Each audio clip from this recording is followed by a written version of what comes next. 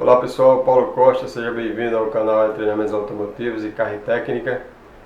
Mais uma vez eu estou aqui para comentar o vídeo sobre imobilizadores. Foi um dos vídeos nossos que deu muita repercussão, tem dado, né? E consequentemente trouxe várias perguntas, tanto de profissionais, de colegas como de leigos. E aí eu já fiz o primeiro vídeo sobre algumas perguntas, né, respondendo algumas perguntas, e agora vamos ao nosso segundo vídeo respondendo aqui mais algumas indagações, né, que a gente pode ajudar os colegas a entender melhor, né, saber melhor como é que funciona e sanar algumas questões, né, que ficam, não só, como eu já falei, não só para profissionais, como também para proprietários de veículos que querem entender um pouco mais de como funciona o sistema, né? Esse não é um vídeo também para especialistas, né, em sistemas imobilizadores. É porque dificilmente algum especialista iria vir aqui para fazer pergunta sobre um assunto que ele já domina. Mas vamos lá. Então, outra pergunta aqui. Se desligar o imobilizador afeta o gerenciamento do motor, né? Se afeta o sistema de injeção eletrônica, como é mais conhecido, né? O sistema de gerenciamento do motor.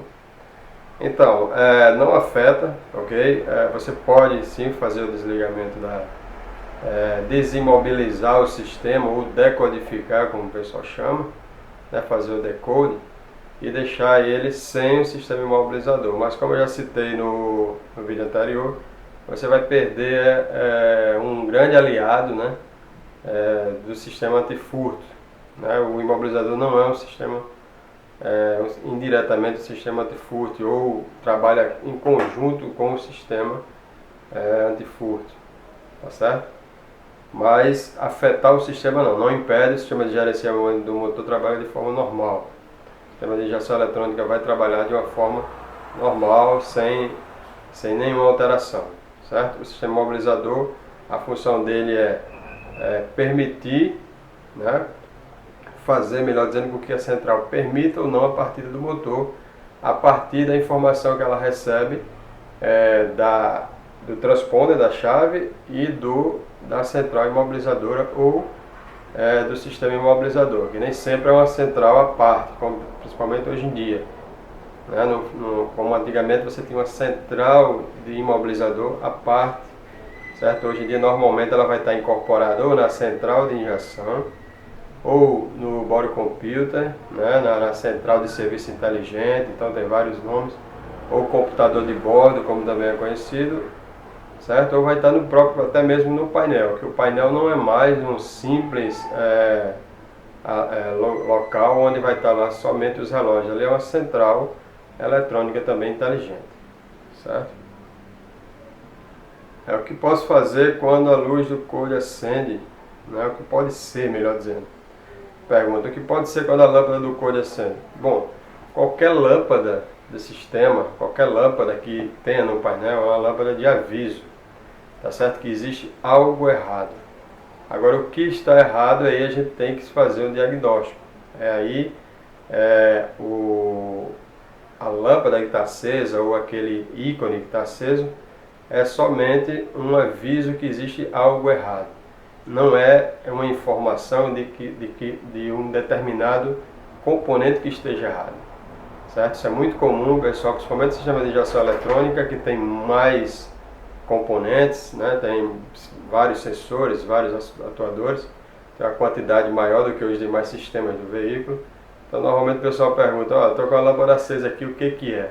Né? Então não dá para responder essa pergunta sem antes passar um aparelho scanner, no caso, ou rastreador, como o pessoal chama popularmente, e a partir daí você ter a informação através da leitura da memória de avarias, e aí sim você começar o trabalho de diagnóstico, certo? Então a lâmpada é um aviso que existe um problema. Qual é o problema que está causando o acendimento da lâmpada, tá certo? Por parte da central, né, da unidade de controle, seja de injeção, de ABS, de imobilizador, enfim.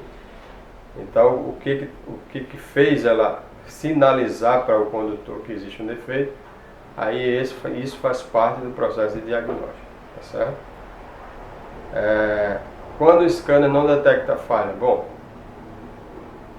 muitas vezes acontece de se passar o scanner, né, de se fazer entrar com o scanner no sistema, seja aí qual sistema for, nós vamos falar exatamente do imobilizador, e o scanner não detecta a falha. Bom, isso aí pode ser que a falha tenha acontecido e depois ela ter desaparecido e a unidade de comando ela zerar o sistema, digamos assim, certo? Ou uma coisa que é muito comum, o próprio scanner ele não tem recurso, tá certo?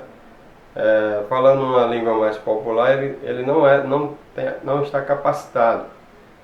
O scanner não tem qualidade suficiente para conversar com a central, com a unidade de comando. Então a unidade de comando existe um defeito, a falha está lá gravada, existe, tá certo? Está memorizado, a lâmpada foi comandada para acender e avisar o condutor, mas o scanner ele não tem capacidade de enxergar essa falha e consequentemente passar para o técnico para daí ele começar o diagnóstico. Então muitas vezes é a capacidade do scanner. Por isso que se comprar um scanner exige uma boa pesquisa, certo? Uma boa avaliação, inclusive se tratando de trabalho profissional, entrar em contato com o colega e saber como é que o scanner funciona a contento, enfim, porque a gente tem os scanners multimarcas, não são scanners originais de fábrica e de fato, isso é um fato, todos os scanners eles têm algumas limitações. E às vezes essa interação, essa conversa entre scanner e unidade de comando, ela não é perfeita, ela não é bem feita. E aí o profissional que fica amarrado e não consegue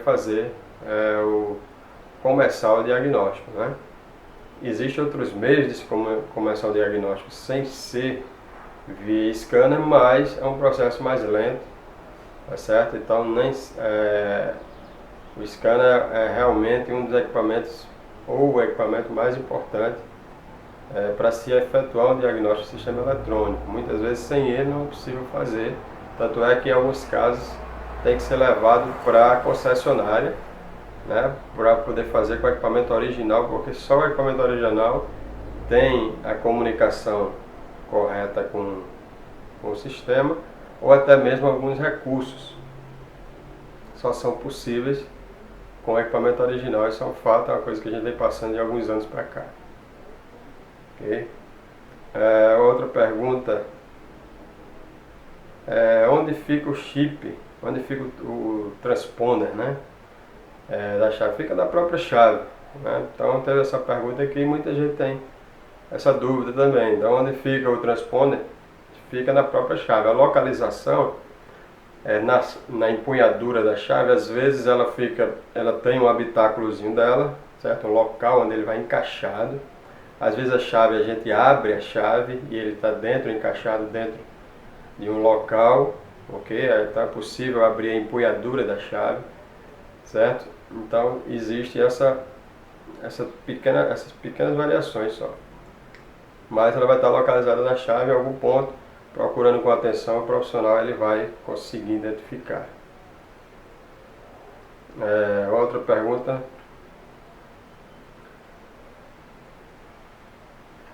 Dá para roubar um carro que tenha sistema imobilizador? Bom, sempre dá um jeito, né, para quem é profissional da área de roubo de veículos, entendeu? Então o que o pessoal está fazendo muito pegando uma unidade de comando de gerenciamento do motor, certo? A mesma do sistema do seu veículo, muito parecida, certo? Essa central sem a codificação, ok? Inclusive com um sistema para poder dar o start no motor de partida, dar a partida. Então ele abre o veículo, conecta a central que ele tem, a central dele, certo? Do profissional da área de roubo de veículos, encaixa essa central no seu veículo e rouba o veículo, certo? De outra forma, ainda não é possível. Eu gosto sempre de citar um filme com o Nicolas Cage, onde ele tem que roubar uma quantidade X de veículos, eu acho que em um dia, não sei, os detalhes não importam. Mas ele tem que roubar alguns veículos, digamos assim, premium, né? De classe premium, veículos caros. Então ele leva um equipamento para escanear o sistema, né? Conseguir extrair a senha, fazer uma nova chave para poder roubar o veículo, certo? E tem um outro filme onde uma BMW, o cara vai tentar fazer aquela velha ligação direta e o rapaz que está com ele fala, não, a gente tem que simular aqui, ele simula um acidente. Então a fábrica, no mesmo momento, detecta que houve um acidente entre aspas, entra em contato com o veículo e ele inventa uma história. Eu sei que lá da fábrica, através da telemetria, eles liberam a partida do veículo. Então, para se roubar um carro hoje com que tem sistema imobilizador, então só se tiver uma cópia da chave. Então você consegue abrir, ou então se tiver um scanner para na hora fazer extração, fazer uma cópia da chave e roubar o veículo. Certo? De outra forma, por isso que os roubos de veículos hoje eles são, digamos assim, a mão armada. Então o camarada vai chegando em casa, ou vai chegando em algum local, ou para em algum local e o cara vai lá e rouba o veículo. Muitas vezes leva até o proprietário, né? Então, respondendo a pergunta, se tiver sistema imobilizador, o cara for com a chave qualquer lá, ele não vai funcionar, certo? Como é a atuação do sistema, né? Como é que o sistema atua? Essa pergunta é assim, na verdade quais são as características quando o sistema está atuante? Bom, tem sistema que quando atua, ele corta só o sistema de injeção de combustível, mas funciona o sistema de ignição. Então, para o veículo funcionar, ele tem que ter combustível, né, ar, ok? E centelhamento. Então, esse é o triângulo do fogo, como a gente chama. Então, qualquer um desses itens que falte ou esteja em excesso, o motor não vai pegar. No caso do sistema imobilizador, ele pode atuar cortando só o sistema de injeção, ou seja, não vai ter injeção de combustível, vai ter centelhamento.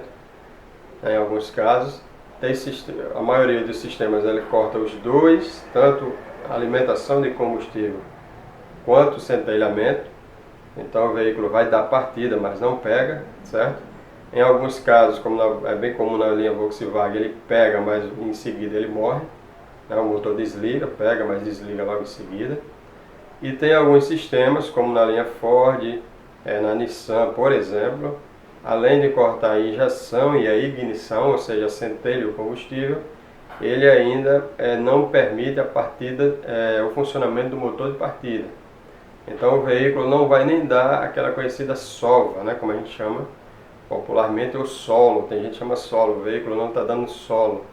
Né? Ou seja, não está dando partida, não faz o tom né? Que a gente consegue escutar. Ou seja, você não vai tentar dar partida e não vai haver movimentação nenhuma do motor. Então, esses são os três principais modos que ele atua, que acontece, os três principais sintomas, digamos assim, que acontecem quando o sistema está atuante, certo? E uma outra coisa é o comportamento da lâmpada, aí vai ter a variação dependendo. Tem sistema que usa o ícone no painel, tem sistema que usa um LED no painel do veículo, o conhecido tabelier, né, porque o painel é onde tem os relógios. Tem sistemas que usam o LED fica no teto. Enfim, então vai variar um pouco, isso aí quem vai saber onde é que fica, quem é para saber é o profissional, certo? E uma outra pergunta, a última aqui, é se posso reutilizar o transponder na hora digamos assim, de fazer uma chave, né, como a gente chama, fazer eletronicamente, ou seja, codificar, se é possível reaproveitar o chip da chave ou, tecnicamente chamando, o transponder. Alguns veículos é possível, alguns sistemas é possível você reutilizar o transponder. Outros não, principalmente os que trabalham com criptografia, certo? Então nesse caso aí não é possível reutilizar o transponder. O profissional vai ter que utilizar um novo transponder para poder fazer, digamos assim, fazer a chave, né? Então é isso, pessoal. Essas foram as perguntas que a gente achou, certo? Nem todas têm, como eu já falei no vídeo anterior, nem todas são feitas da mesma forma a pergunta, mas que tem o mesmo, no fundo tem a mesma indagação, a mesma dúvida, né? Então eu espero que mais uma vez tenha contribuído, tá certo? Eu não sou um especialista em sistema imobilizadores, ou seja, eu não trabalho diretamente com o sistema imobilizador, mas eu defendo que o profissional que trabalha com a parte de gerenciamento do motor, ele precisa entender do sistema, mesmo que ele não vá trabalhar diretamente com o sistema. Ele tem que entender como é que funciona, né, quais são os testes a fazer e dá para se resolver uma boa parte dos problemas que se apresentam no sistema imobilizador. E se não for possível, aí sim você vai chamar, vai procurar um chaveiro, vai procurar ver se o defeito se trata de um problema eletrônico, né, de unidade imobilizadora, né, um defeito no circuito eletrônico. Mas fora isso, pode ser um defeito no transponder, um defeito na antena, um defeito de alimentação elétrica. E isso o profissional que trabalha com a parte de gerenciamento do motor, ele deve entender. Tá certo? Então se esse vídeo foi útil para você, eu peço que compartilhe, né? Ajude o nosso canal a se manter aí dentro dos canais recomendáveis. Se desejar, inscreva-se no canal.